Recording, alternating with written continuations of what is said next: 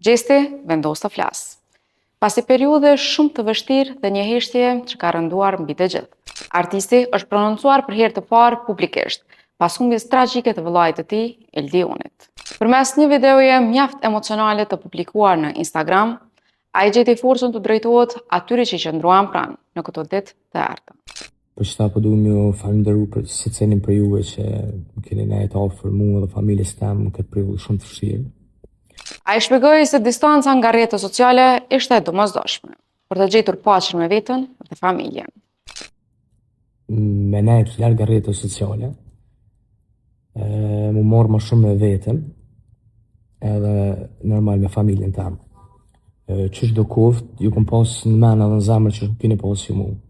Mesazhet e panumërta, motivimi dhe dashuria e pakursyer që ka marrë nga fansat. E ka bërë të ndihet borxhli. Ajo shpreh se nuk mund të rrinte pa u kthyer një falënderim për gjithë këtë solidaritet të jashtëzakonshëm. Përmes dhimbjes vjen edhe lajmi që të gjithë po prisnin. Gjesti konfirmon zyrtarisht se nuk do të ndalet.